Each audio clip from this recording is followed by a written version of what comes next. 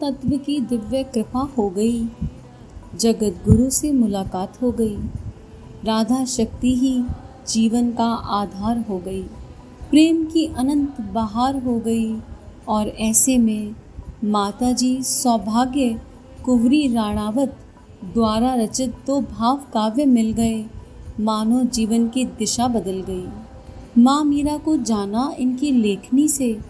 मीरा चरित्र जीने का सौभाग्य सखियों संग मिला।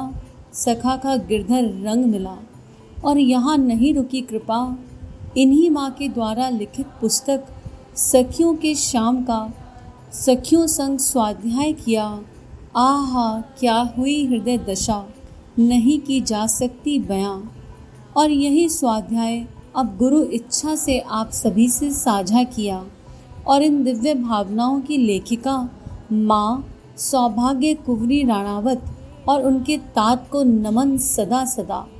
अनंत आभार आपका कि आपने अपने भाव अमृत का ये प्रसाद हम सभी को पिला दिया। आपने हम सभी को सखियों के श्याम से मिला दिया। ब्रज को हृदय में जीवंत बना दिया। आपको सदा सदा आभार हम सभी का हृदय करता और प्रेम से आपके आशीर्वाद को गुरु इच्छा से ग्रहण करते हुए राधे राधे करता। आपको प्रणाम माँ सदा सदा सदा सदा सदा सदा। राधे राधे जय श्री राधे। राधे राधे जय श्री राधे। परम पूज्य गुरुदेव वंदना माता जी का स्मरण करते हुए श्री राधा कृष्ण के हर स्वरूप का, हर रूप का ध्यान करते हुए उनके सानिध्य में पुस्तक सखियों के शाम का स्वाध्याय आगे बढ़ाते हुए, कौन बुझावे इन प्राणन की प्यास, सखियों मुझे जल पिला दो, तृषा से कंठ सूखा जा रहा है। 4-5 सखियां घाट पर जल भरने आई, घड़े धोकर रख दिए और सब मिलकर बातें करने लगी। बातें भी क्या, व्रज में कृष्ण चर्चा के अतिरिक्त और चर्चा ही क्या होगी। तभी श्याम सुंदर ने आकर जल पिलाने का अनुरोध किया। सुनकर देखकर सबके प्राण हरे हो गए। यमुना में अथाह जल है, कान्हाजू पी लो, एक सखी बोली। जल तो है सखी, किंतु मेरे पास पात्र जो नहीं, हाथ से जल लेकर पीऊंगा तो सारा जल झूठा हो जाएगा। इसी से तुम्हें निहोरा करता हूँ। अपने घड़े से जल पिला दोगी तो यश मानूंगा। यश से क्या बनने वाला है श्याम सुंदर, काम के बदले काम कर दो तो कोई बात बने। अच्छा सखी बता, कौन सा कार्य कर दूं तुम्हारा। मेरा मुख प्यास से सूख रहा है, तुम हमारे घड़े उठवा दो और जब तक हम घर ना जाएं तब तक तुम यहीं हमारे पास रहो। यह क्या कहती हो, मैं तुम्हारे समीप बैठा रहूंगा तो मेरी गाय कौन फेरेगा। वे इधर उधर भाग गईं तो सांझ को मैया मारेगी मुझे। तो फिर तुम जल अपने आप ही पी लो, हम जाकर तुम्हारी मैया से कह देंगी कि कन्हैया ने जमुना झूठी कर दी। अब वह जल नारायण की सेवा के पूजे योग्य नहीं रहा। अरे सखिया कितना खेल खेल रही है। अरे पिला दो पानी, कितनी प्यास लगी है। और कृष्ण क्या ही सौभाग्य दे रहे हैं, जो सबको जल देने वाले हैं वो जल मांग रहे हैं, तो ये सखियों का सौभाग्य तो जगा रहे हैं। अच्छी बात है सखियों, जो तुम कहोगी वही करूंगा। लाओ जल पिलाओ। नंदा तेरा घड़ा छोटा है, इसे अच्छी धार बंधेगी। सुमितिनी नंदा से घड़ा लेकर शाम की अंजलि में जल डालना प्रारंभ किया। अन्य सखियां अपनी छूटी हुई चर्चा का सूत्र पुनः थामने लगी। क्या कह रही थी वसुधा तू, इंदुलेखा जीजी ने पूछा। कल मेरे बाबा के पास कोई साधु महात्मा आए थे। वे बाबा से कहने लगे, यहाँ नंदग्राम में परात्पर ब्रह्मा ने अवतार लिया है, मैं दर्शन के लिए आया हूँ। वे किस घर में अवतीर्ण हुए, कृपा करके मुझे दर्शन करा दो। वसुधा की बात सुन सखियां मुस्कुराने लगी। हम भी। अच्छा फिर तेरे बाबा ने क्या उत्तर दिया। बाबा बेचारे समझे ही नहीं, बोले क्या कहते हैं महाराज, कैसा परात्पर ब्रह्म, हम तो नहीं जानते वह कौन है कैसा है। अब ब्रज में जाके परात्पर ब्रह्म जैसा शब्द यूज करेंगे ज्ञान का तो किसे समझ में आएगा। साधु घिघिया के बोले, अरे भैया भगवान नारायण ने अवतार लिया है, मुझे भुलाओ मत, दर्शन करा दो। बाबा तो बेचारे अचकचाकर अपने चारों ओर देखने लगे और हाथ जोड़कर बोले, नहीं महाराज हमको नहीं मालूम। यदि नारायण देव पधारे होते तो हम सब उनकी पूजा करने को दौड़ पड़ते। साक्षात नहीं भैया, बालक रूप धारण किया है उन्होंने। साधु बोले, अब बालक तो महाराज ब्रज की गली गली में दौड़े फिरे, ना जाने कौन से नारायण देव हैं। उनका कुछ अता पता और चिन्ह बताएं तो कहूं। सुन भैया, नील कमल सा सांवला रंग है, कमल से कोमल और विशाल नेत्र हैं, घुंघराले केश हैं, छाती में श्री वत्स को चिन्ह है, बड़ी मनमोहनी छवि, देखने से तृप्ति ना हो ऐसा मनमोहन रूप होगा। ऐसो तो हमारो कन्हैया है महाराज।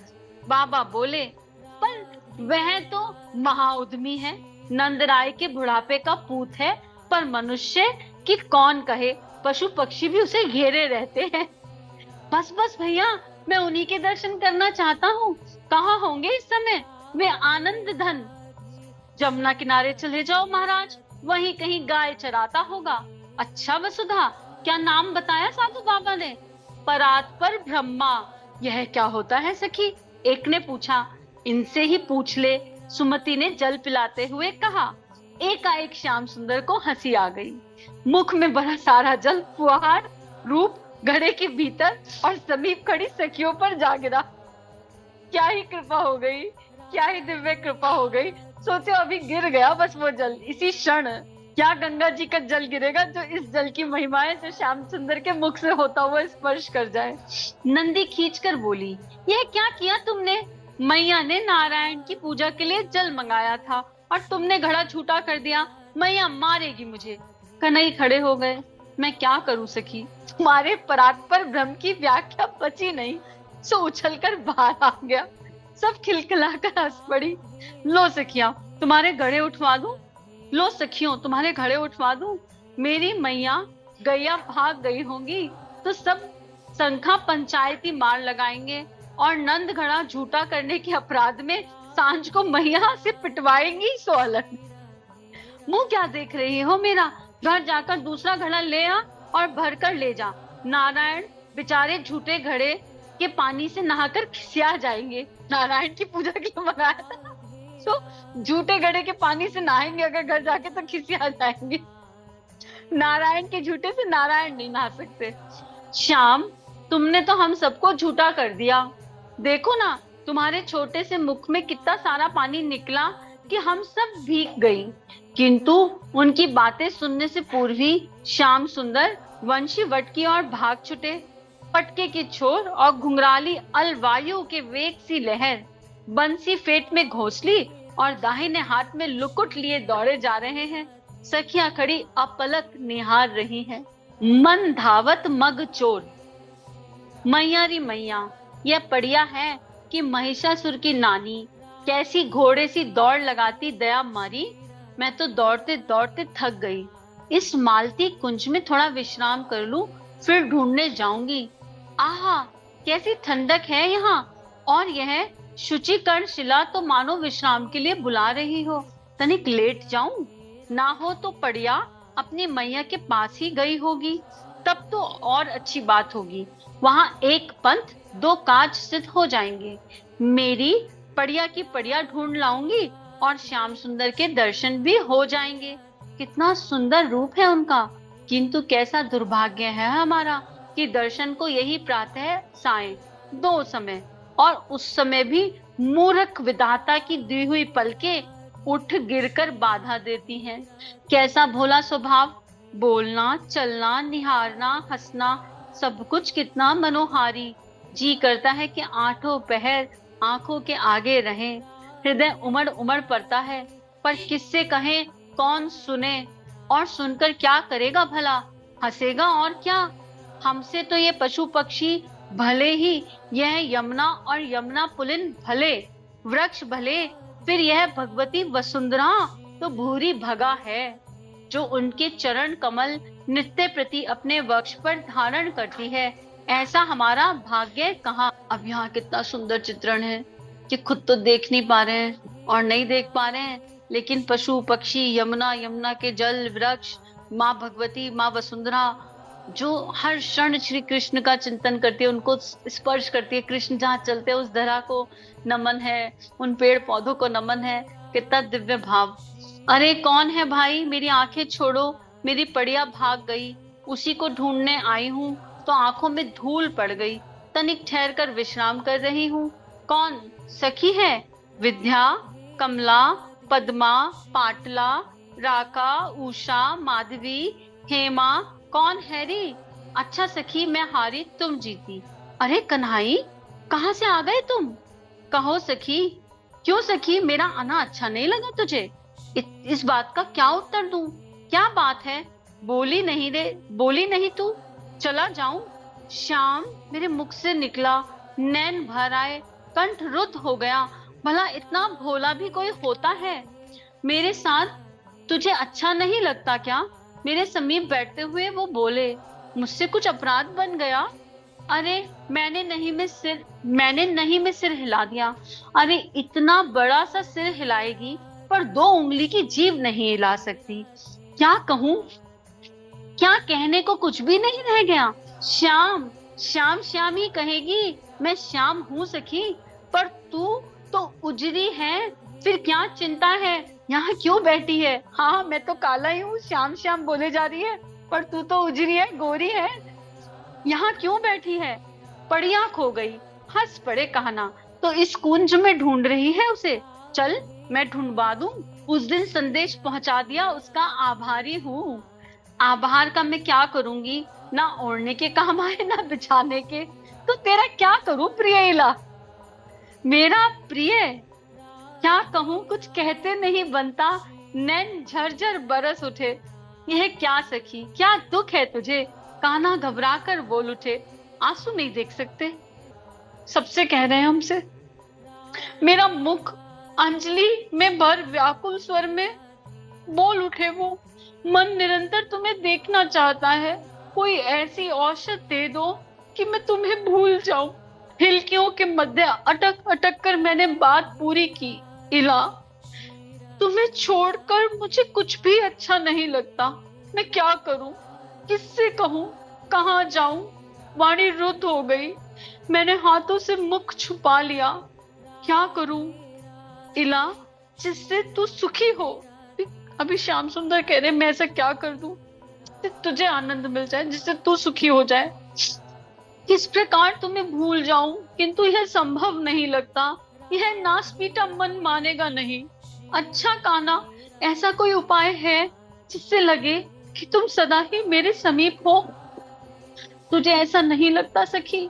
वे हंस पड़े। लगता तो है, पर ऐसा लगता है कि समीप होने पर भी दूर हो। और कुछ चाहिए? और है क्या तुम्हारे पास? सच कहती है, महा असमर्थ हूं मैं। ये साधु महात्मा जोर जोर से माथा झुकाते हैं, कहते हैं तुम बड़े बली हो, काल के काल हो, देवों के देव हो, और भी ना जाने क्या क्या कहते रहते हैं। सो तूने कहाँ सुनी? महर्षि शांडिल्य के और भगवती पौर्णमासी के यहाँ बहुत महात्मा इकट्ठे होते हैं। आते जाते उन्हीं लोगों से सुना है। उनकी बात रहने दे सखी, तब वो सब ब्रज में नहीं चलता। मैं पछताने लगी। व्यर्थ मन का दुख उन्हें बताया, उनका कोई वश नहीं। कैसे भोले हैं ब्रज के लोग कि उनका कोई बस नहीं, वो तो हर दुख को हर लेंगे।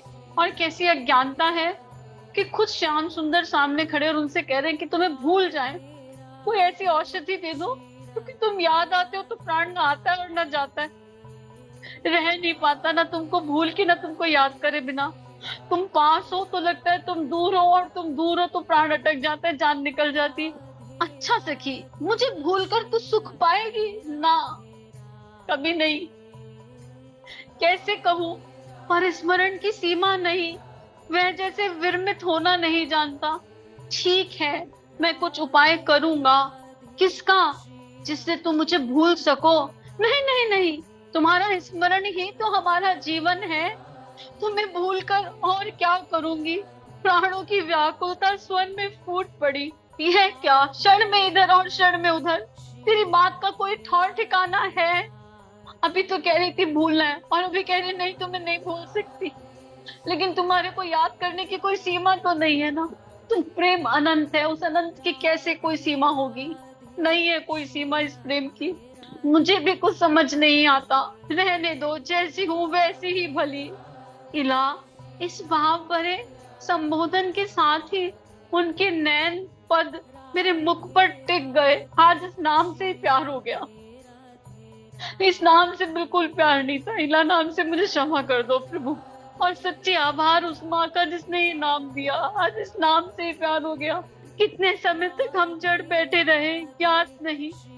ओ टीला, सखा मुझे ढूंढ रहे होंगे, चल तेरी पड़िया ढूंढ दूं। मेरा हाथ थाम में उठ खड़े हुए। आगे अगला अध्याय। शाम किए शाम जिए, शाम बिना नहीं जिए।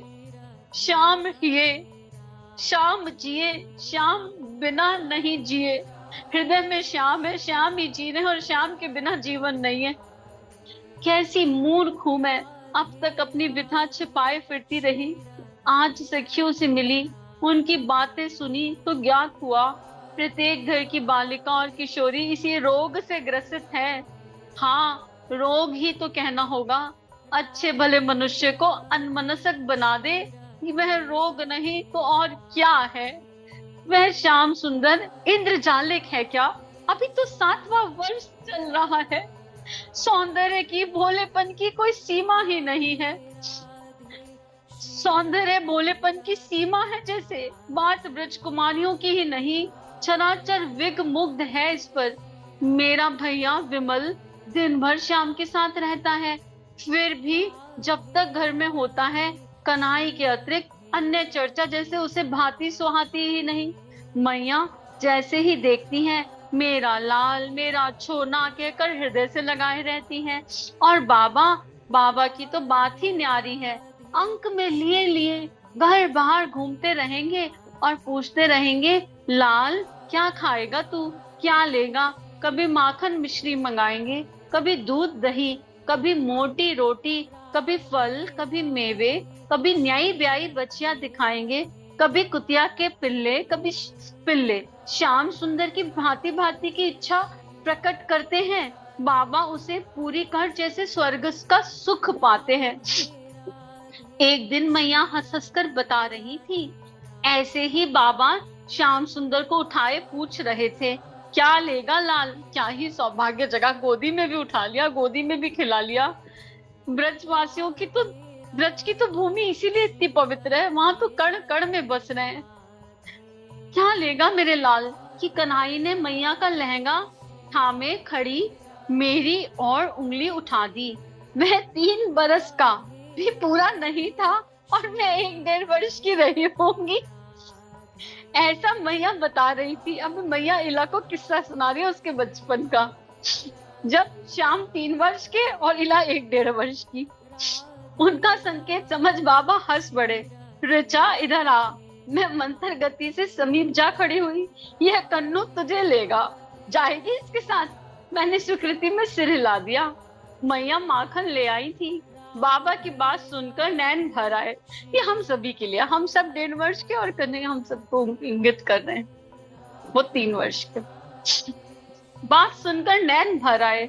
हमारे ऐसे भाग कहाँ, यह व्रज युवराज और यह एक विपन्न ग्वाल की पुत्री। इससे क्या हुआ? हमारे पास कुछ कम गायें हैं क्या? और क्या हमारी लाली रूप की गुण खान? बाबा बोले। खिला पिलाकर बाबा हम दोनों को गोद में लेकर नंद पौर पर पहुंचे थे। वहां जाकर नंद बाबा से कहा, अहो नंदजू, आज तुम्हारे कुंवर ने मेरे घर आकर मेरी लाली को मांग लिया। क्या हुआ? वहां बैठे गोप सहित हंसकर ब्रजराज ने पूछा। होगा क्या? बाबा कहने लगे। यह मेरे घर की पौड़ी पर खड़ा था। मैंने गोद में उठाकर पूछा, लाला क्या लेगा? तो लाली को बताकर बोला, इसे लूंगा। मैंने पूछा, इसका क्या करेगा? तो बोला, खेलूंगा। मैंने कहा, अच्छी बात है लाला, दोनों यहीं खेलो। तो बोला, नहीं, बोला यहाँ नहीं, इसको मेरे घर ले चलो, वहीं खेलूंगा। सो ब्रजराज, यह लाली आज से आपके लाला की हुई। हम दरिद्रों से क्या बन पड़ेगा? आप इसे अपने महल की दासी बना लीजिए। अरे भैया, ये क्या कहते हो? लाला भी तुम्हारा ही है, इसे विवाह का बड़ा चाव है। अभी तो समझता नहीं, बड़ा होगा तो विवाह भी करा देंगे। दासी की क्या बात कही तुमने? बहू घर की दासी नहीं, लक्ष्मी होती है। नंद बाबा ने मुझे समीप बुलाकर सिर पर हाथ फेरा और नंद काका ने हमें यशोदा मैया के पास भेज दिया। यह सब सुन के मैया ने मुझे गोद में उठा लिया, दुलार कर मीठे पकवान खिलाए, नए वस्त्र पहनाए और कनाई के समीप बिठाकर निरखने लगी। शाम से रोहिणी मैया ने पूछा, रोहिणी, आज सबको याद आएगा, आज रोहिणी मैया भी याद आ गई हमें। शाम से रोहिणी मैया ने पूछा, नीलमणि तू कितने विवाह करेगा रे? इतने सारे। शाम ने दोनों हाथ फैलाकर कहा, इतने ही सारे। अच्छा भला। हाँ मैया, कोई तेरे पांव दबाएगी, कोई मैया के लिए रसोई बनाएगी, कोई दही बिलोएगी, कोई हंसी रोककर मैया ने कोई कुछ करेगी। हंसी रोककर मैया ने पूछा, यह क्या करेगी? मेरे साथ खेलेगी, कामकाज नहीं करेगी। नहीं मैया। शाम ने जोर से नहीं में मस्तक हिला दिया। अरे नीलमणि, यह बता कि वृषभानु राय की बेटी राधा तेरी बहू बनेगी तो क्या करेगी? हम तो यही खुश हो गए, अभी भी काम नहीं कराते। खेलने, उनके साथ खेलने में मजा आता है, अभी भी पूरे दिन उनके साथ खेलने में मजा आता है। पूरे दिन लिखते रहो और आनंद उठाते रहो। और अब श्री राधा जी आ गई, उनकी तो मैं पूजा करूंगा। नील सुंदर की बात पर सब हंस पड़े। मैया ने पुनः पूछा, पूजा कैसी रे? जैसी तू और बाबा नारायण देव की करते हो, तिलक लगाकर, फूल चढ़ाकर, घंटी बजाकर, भोग लगाकर, आरती उतारकर, चरणामृत प्रसाद लेकर, वैसे ही। हंसी के मारे गोपियों का बुरा हाल हो गया।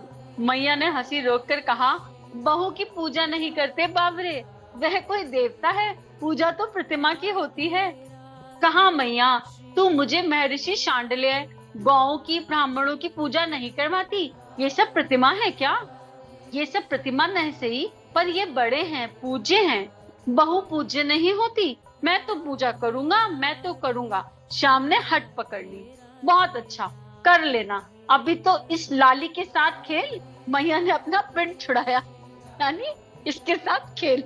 ऐसे ही सब पिंड छुड़ा के यही खेलने के लिए छोड़ देते, कितना मजा आए। 4 बरस पहले की बात है। वे नंद भवन से पहनाए मेरे वस्त्र मैया ने संभाल के रखे हैं। कभी कभी बात बात में मैया कह देती हैं, ऋचा तो कन्हई की है।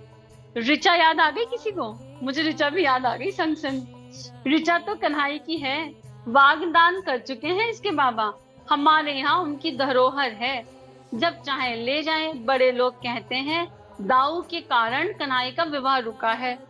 इसके अन्य सखा और भाइयों के तो कई विवाह हो गए। वसुदेव जब तक बलराम को मथुरा नहीं ले जाएंगे अथवा यहीं उनका विवाह नहीं हो जाता, नंद राय अपने पुत्र का विवाह नहीं करेंगे। संकोची है ब्रजेश्वर। मैं सोचती हूँ जिस दिन श्याम सुंदर का विवाह आरंभ होगा तो उसका अंत ही नहीं आना कभी। देखती हूँ संपूर्ण चराचर को एक ही रोग है, कृष्णचंद्र को चाहने का, किंतु अभागी केवल हम बालिकाएं ही हैं। स्थावर के समीप वे स्वयं चलकर पहुंचते हैं, उन्हें दर्शन और स्पर्श सुख प्रदान करते हैं।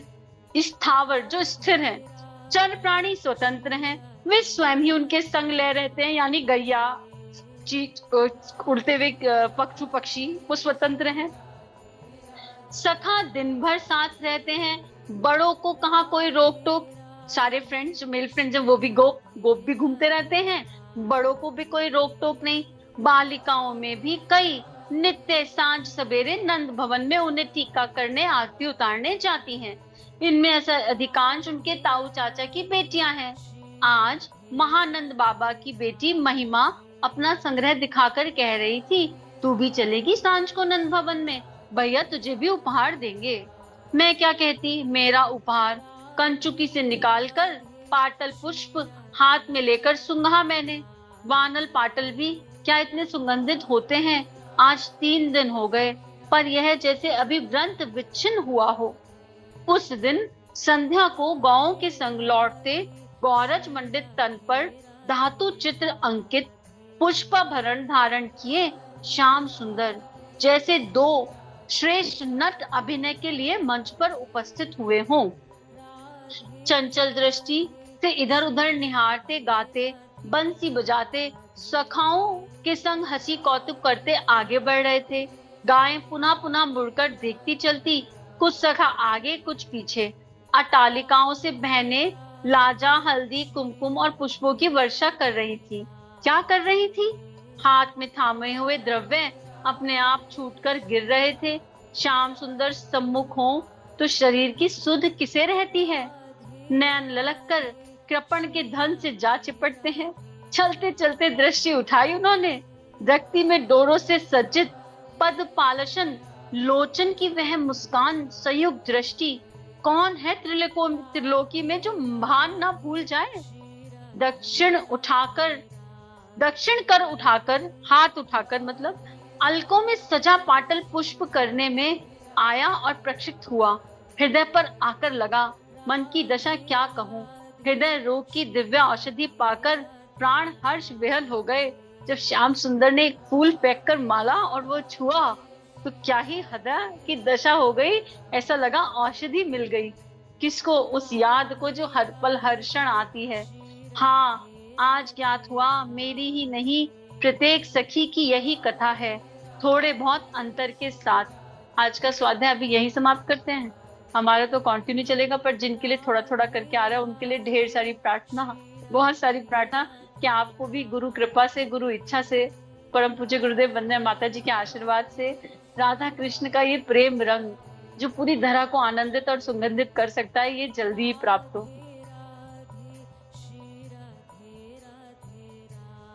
हमारे YouTube चैनल को सब्सक्राइब कीजिए और बेल आइकन पर क्लिक कीजिए ताकि आने वाली सभी वीडियो की नोटिफिकेशन आपको मिलती रहे।